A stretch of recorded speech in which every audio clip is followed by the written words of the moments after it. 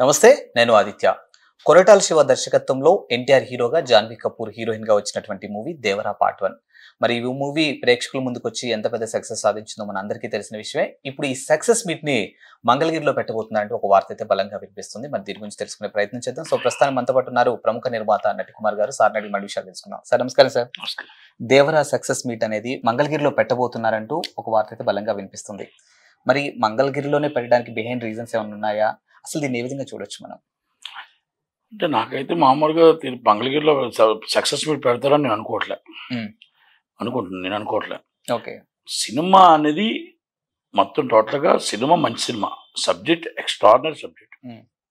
నా జూనియర్ ఎన్టీఆర్ 3 గంటలు నా భూతో నా భవిష్యత్తు యాక్ట్ చేశాడు, సూపర్ యాక్ట్ చేశాడు. ఆయన యాక్టింగ్ అద్భుతం.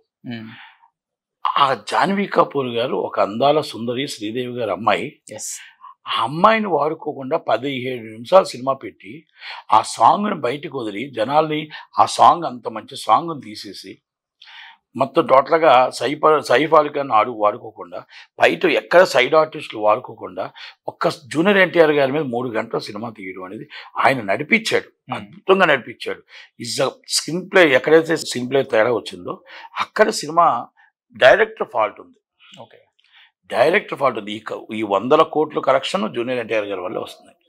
ఈ 100 కోట్ల డబ్బులు కలెక్ట్ చేస్తుంది జూనియర్ ఎన్టీఆర్ గారి సినిమా, అంతే తప్ప ఇది కొరటాల శివ గారు ఫెయిల్ అయిపోయారు.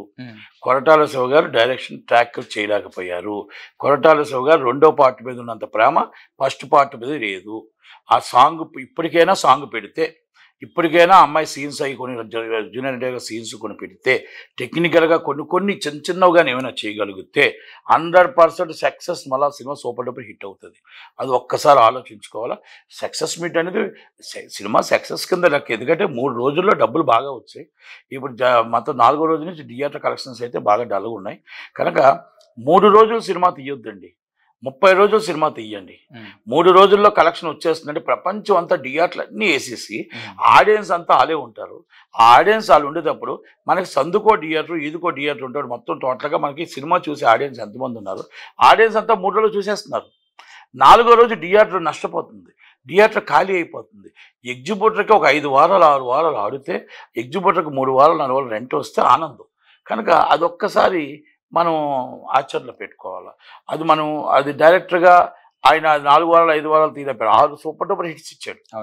ఆచార్య సినిమాకి ఎవరో హీరో తప్పు చేశారన్నారు. ఈ సినిమాకి ఎవరు తప్పు చేశారు? మీరు తప్పు చేశారా? జూనియర్ ఎన్టీఆర్ గారు దూరరు, ఎవరో దూరరు. కనుక మనం తొందరపాటు స్టేట్మెంట్లు ఇవ్వకూడదు. కనుక మీరు బాగా మంచి డైరెక్టర్, మంచి వర్తున్నవారు. కనుక మీరు దీంట్లో ఒప్పుకోండి, నిజం ఒప్పుకోండి, నా తప్పు జరిగింది, నేను జాన్వీ కపూర్ గారిని వాడలేదు, అలాగే సైడ్ ఆర్టిస్ట్ని ఎవరు వాడకుండా 3 గంటలు ఆయన మీద బడ్డను పెట్టి ఆయన మీద నేను ఎక్స్ట్రాడినరీ ఆయన యాక్ట్ చేశాడు. ఆ యాక్టింగ్ని నేను తీయలేక సెకండ్ పార్ట్ మళ్ళీ చేస్తా, దాంట్లో కొంచెం సెకండ్ పార్ట్ వల్ల మిస్యూజ్ జరిగిందని చెప్పండి, ఒప్పుకుంటారు తప్ప ఫ్యాన్స్ అందరికీ నిరాశపరిచారు. 6 సంవత్సరాల తర్వాత సింగిల్గా వచ్చిన సినిమాని ఎక్కడికో ఊహించుకున్నారు. ఆ ఊహించుకున్నది చాలా చాలా ఇబ్బంది పెట్టేశారు. ఒకటి. రెండోది, ఇంకొకటి పెద్ద ప్రాబ్లం ఏమవుతుందంటే 1 గంటకి షో వేస్తే ఈ 1 గంటకి షోకి సినిమాలందరికీ జనాలు వెళ్ళిపోయారు, ఫోన్ పట్టుకుంటున్నారు. ఇంకా టైటిల్ అవుతుంది, మామ టైటిల్ కరెక్ట్గా రాలేదు, మామ ఫస్ట్ స్టాప్లో ఇంకా ఎన్టీఆర్ జూనియర్ రాలేదు, మామ హీరోయిన్ రాలేదు, మామ నా 1000 రూపాయల దండికి మామ రాడ్డు, మామ నాకు ఇప్పుడు నాకు మందు బాటిల్ ఫుల్ బాటిల్ డబ్బులు పోయాం అంటే ఇట్స్ అ గేమ్. 3 గంటల సినిమాలో 300 ట్రోలింగ్స్ చేస్తున్నారు. ఇది కరెక్టా?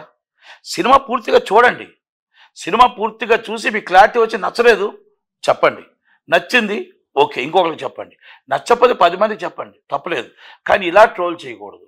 మీరు అందుకే నేను చెప్తున్నాను, థియేటర్ వారిని, ఛాంబర్ వారిని, కౌన్సిల్ వారిని అంటే ఆల్ సినిమా రిలీజ్ చేసే బిగ్ మూవీ రిలీజ్ చేసేటప్పుడు మీరు దయచేసి చిన్న సినిమా పెద్ద సినిమా ఫస్ట్ డే శుక్రవారం, శనివారం, సండే దాకా cell phones not allowed.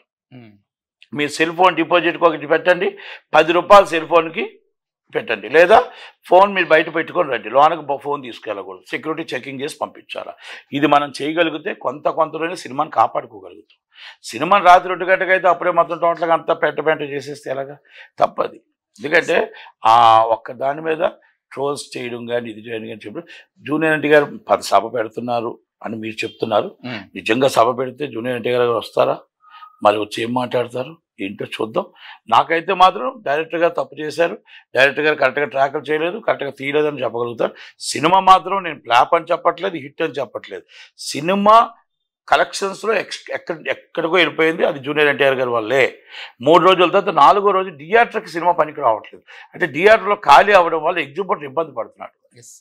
Sir మీరు చెప్పండి, ఇప్పుడు ఒక మూవీ తీయడం ఒక ఎత్తు అయితే మూవీ ప్రమోట్ చేయడం ఇంకో ఎత్తు.